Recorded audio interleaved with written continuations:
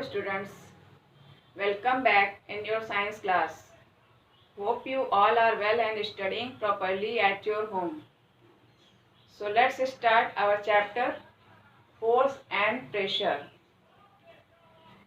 Students, you must have experienced that to do various things like kicking a football, opening and closing the door, when you squeeze a tube of toothpaste, you must apply a force. So, force is required to move an object, change the direction of an object, and slows down the speed of an moving object. Here are some situations like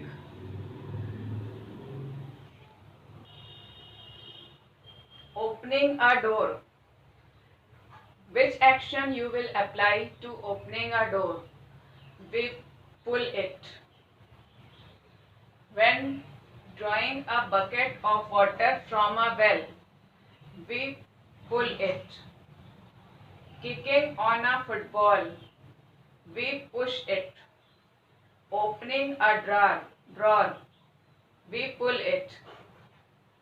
So these are the situations where when you do an activity, you pull it or push it.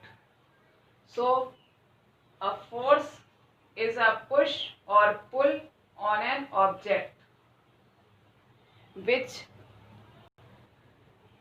tends to change its state of rest or state of motion. If any object is in motion, then force, when you apply force, it stops, and when any object are in rest state, when we apply force, it can comes in motion. So a push or pull on an object is called a force.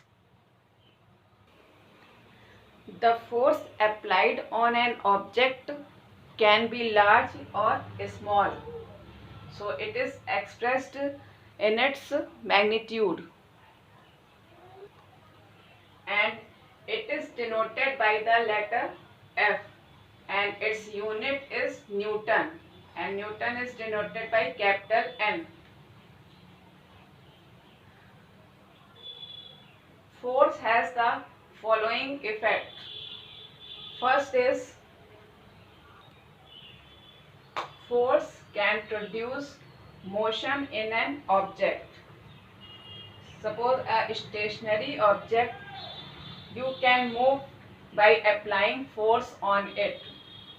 It is applied on an object either by pushing or pulling.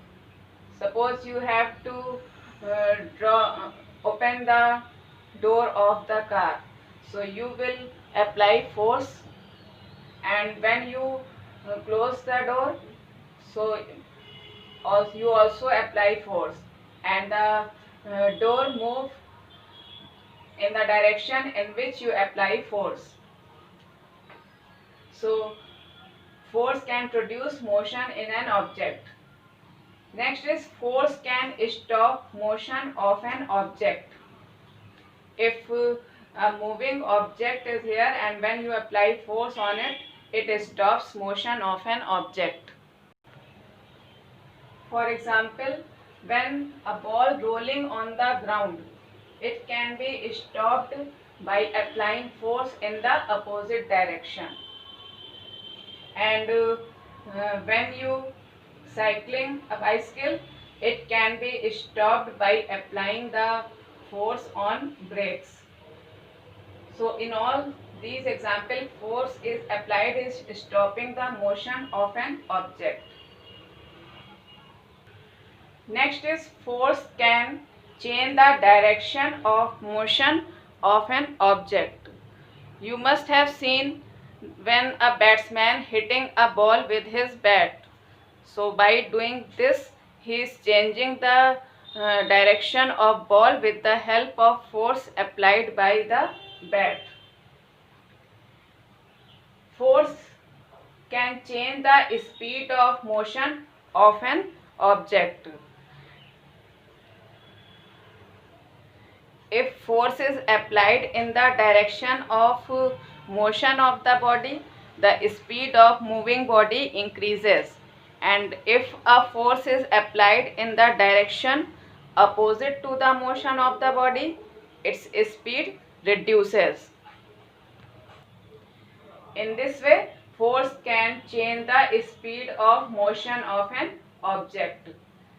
And next, force can change the shape and size of an object.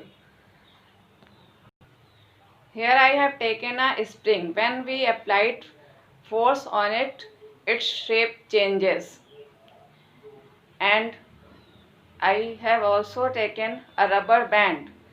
When I stretched it, its shape and size changes. So in this way you can say that force can change the shape and size of an object.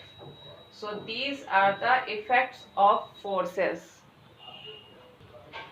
What is the resultant force?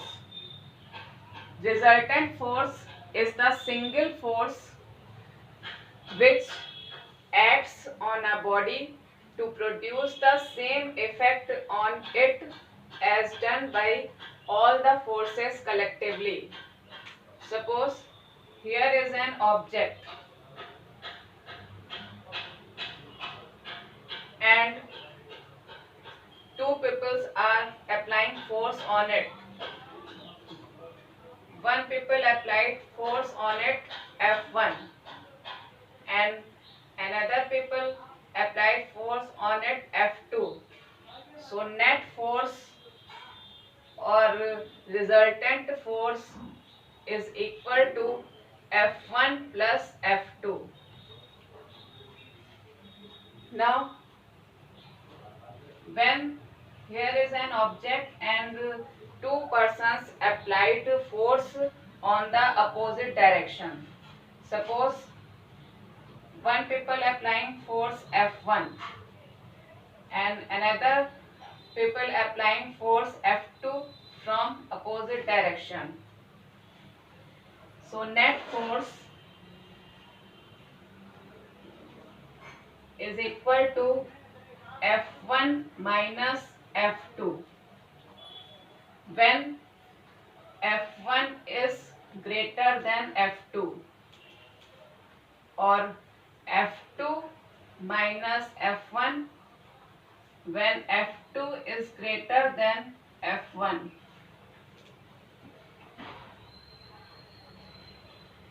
And when force applying by two persons on an object, equal amount of force, one person apply force F1 and another person also apply force F1 from opposite direction. So the resultant or net force equal to 0. F1 minus F1 is equals to 0. So today you have learnt about the forces. In next session we will study about the types of forces. That's all for today. Thank you. Have a nice day.